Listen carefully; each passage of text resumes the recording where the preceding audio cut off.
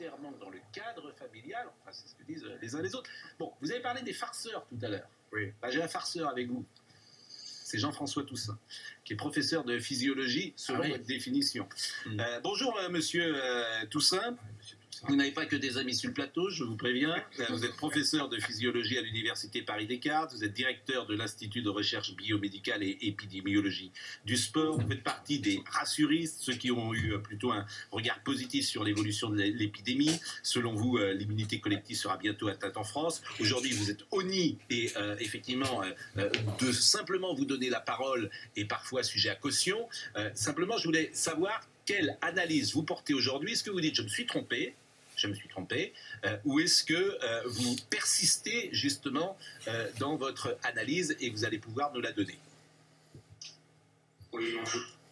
Effectivement, les mots que vous employez, les qualificatifs, sont tous aussi intéressants les uns que les autres.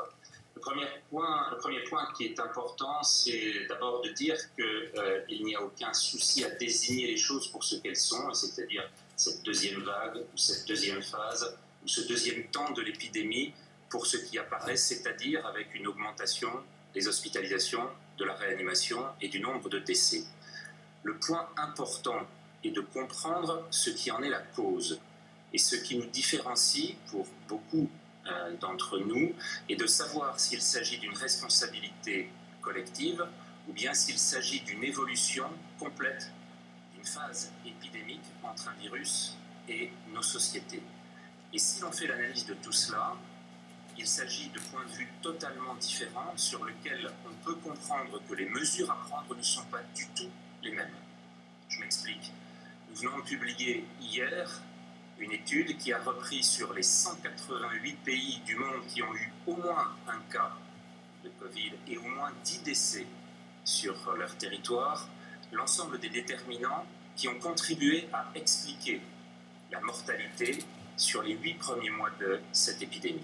Et ce que l'on constate actuellement en regardant tous les grands facteurs, qu'il s'agisse de l'espérance de vie, qu'il s'agisse des facteurs sanitaires, des facteurs économiques, des facteurs politiques ou des facteurs environnementaux, c'est que le plus important, c'est-à-dire la cible principale du virus, ce qui va expliquer la mortalité à la fin de la première et de la seconde phase, pour ceux qui en ont connu deux, eh bien c'est essentiellement la régression de l'espérance de vie, la stagnation de celle-ci, les critères métaboliques, c'est-à-dire la sédentarité et l'obésité, les maladies cardiovasculaires, l'environnement, c'est-à-dire la température, et c'est ce que nous notions dès l'été, c'est ce que nous avions dit par rapport au présent employé à ce moment-là. Je disais au mois d'août, dans un certain nombre d'entretiens, et notamment avec un article du Point, il n'y a pas de deuxième vague au présent. Je n'ai jamais dit il n'y aura pas de deuxième vague. Au contraire, j'attirais l'attention sur ce qui était en train de se passer dans les pays d'hémisphère sud, et c'est ce que nous avons vu avec un très long dôme, une très longue phase épidémique qui a duré pendant tout l'hiver austral là-bas, et en voyant qu'à partir de là, ces données sur les pays européens allaient se produire très probablement en symétrie et de la même façon. Donc cette question qui était de démontrer qu'il n'y avait pas de facteurs prédictifs dans les algorithmes et dans les prédictions qui étaient faites par d'autres équipes, montre principalement que ce sont ces effets liés à la nature des sociétés très développées avec ces facteurs de risque cardiovasculaire et avec le facteur de risque de l'âge qui expliquent la mortalité. Et malheureusement, dans cette étude, il n'y a pas de relation entre l'intensité du confinement, qu'il y en ait, qu'il n'y en ait pas, qu'il soit militaire ou qu'il soit lié à un simple couvre-feu. Il n'y a pas de relation entre le confinement et la mortalité finale. J'entends, je ne vous ai pas coupé parce que ça demande effectivement une explication en longueur, c'est une explication radicalement différente de celle qu'on entend. Je ne sais pas, est-ce que pour vous, est-ce que monsieur Toussaint est un farceur? Oui, parce qu'il nous a expliqué pendant je ne sais pas combien de temps qu'il n'y avait pas lieu de s'inquiéter. Non, je n'ai pas dit ça, non, je n'ai pas dit ça.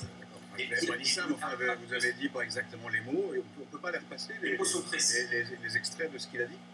Il y a 15 jours, on pourrait savoir. Il y a 15 jours, vous étiez encore sur un plateau télévisé a assuré qu'il n'y avait pas encore de deuxième vague. Moi, je vous ai entendu, M. Toussaint. C'était avec Martin Blachier. Quand les gens, il me semble bien que quand les gens disaient, quand il y avait des médecins qui disaient attention, on risque une deuxième vague. C'était Delfrécy qui disait ça. Delfrécy a dit il y aura une deuxième vague fin octobre, début novembre. Enfin, il disait non, c'est pas du tout. Par ailleurs, Éric Nolot. Par ailleurs, vous ne répondez pas à la question principale, parce que là, vous nous parlez de la mortalité.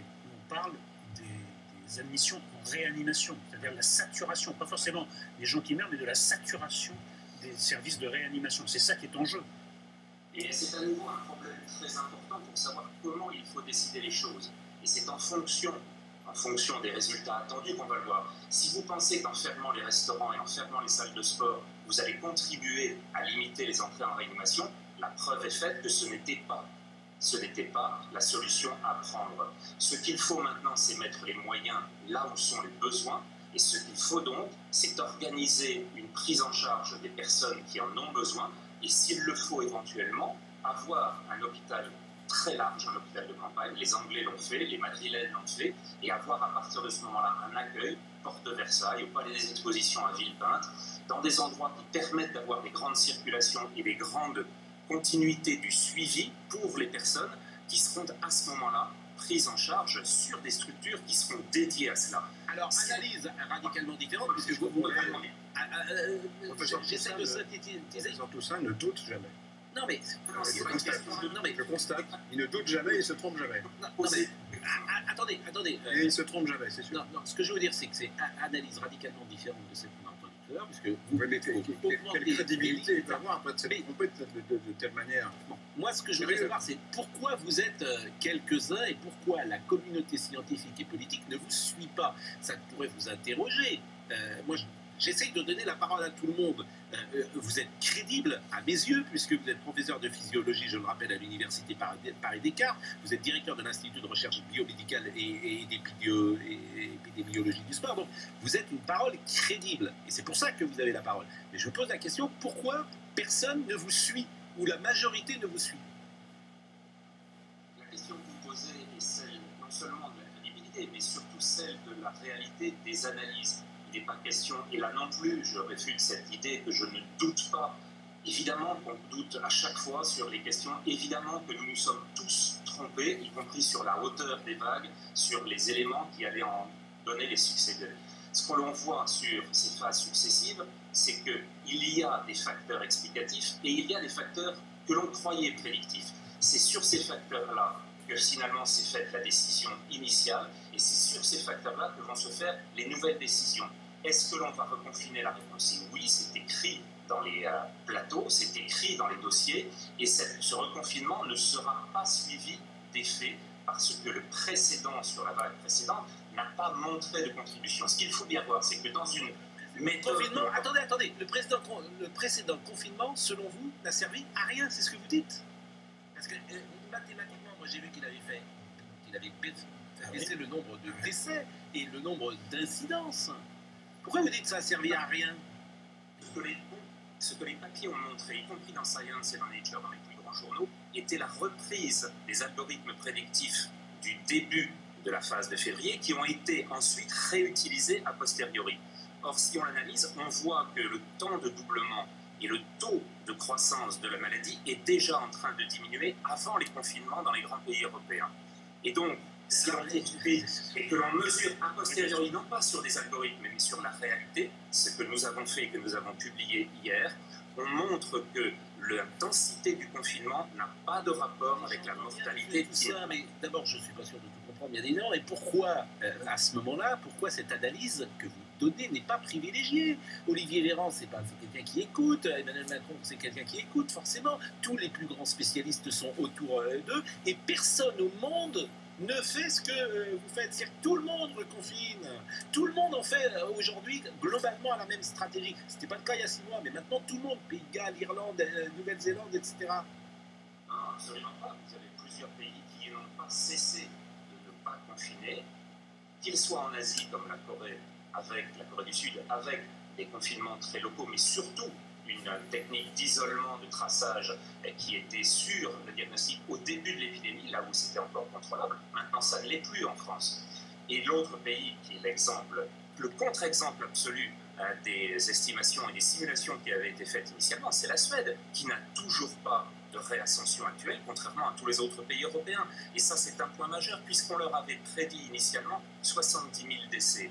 La question de l'immunisation collective qui est en train de se faire en Suède, et à laquelle finalement contribuent les stratégies actuelles en France, parce qu'on court derrière, mais ce que l'on voit avec la campagne de tests, 100 000 tests positifs chaque jour, ça veut dire qu'on a 3 millions de personnes qui sont immunisées à la fin de chaque mois. Ça change considérablement le taux de propagation du virus et l'interaction qu'il va avoir avec la population française. Certains médecins, parce que la communauté scientifique se divise sur tous les sujets, c'est quand même ça la leçon du Covid, c'est la perte de crédibilité dans la parole médicale, nous explique que l'immunité n'est absolument pas garantie quand vous avez contracté une fois le virus. Donc votre raisonnement, déjà, il n'est pas suivi par certains de vos confrères. Et j'ajoute qu'en Suède, ça augmente quand même, hein, ça augmente. Pas le nombre de décès. Le nombre de décès n'augmente pas en Suède et ils sont à 500 contaminations par jour depuis le mois d'août. Donc il va peut-être y avoir une réascension avec l'hiver, parce que c'est important, mais ce n'est pas le cas. Par contre, ce que l'on voit, c'est qu'il y a quantité, au contraire, de scientifiques dans le monde, et ceux qui ont signé en particulier la déclaration de Greg Barrington, qui montrent qu'on voit bien que le confinement est une solution catastrophique sur le plan économique et social, et que cela vont coûter des morts considérables l'année prochaine, et que l'inverse, celui de la positivité et l'effet positif, n'est pas garanti. J'entends bien. Dernière, l'immunité collective, vous n'avez pas répondu à la question d'Éric Nolot. L'immunité collective, si on l'a chopé une fois, on peut le rechoper une deuxième fois. C'est exceptionnel dans les publications. Il y a moins de 20 cas qui ont été publiés dans le monde. Bon, ben ça c'est bien. Et millions de personnes contaminées, ça fait quand même une probabilité faible. Bon, merci Monsieur Toussaint. L'idée, c'est quand même de donner la parole à des gens qui effectivement sont crédibles, forcément. Moi, j'ai passé mon temps à dire que je n'ai pas d'avis sur cette maladie. J'observe que des gens disent des choses différentes et il me semble, quoi qu'il en soit, c'est-à-dire quoi qu'il en coûte, qu'il faille les écouter.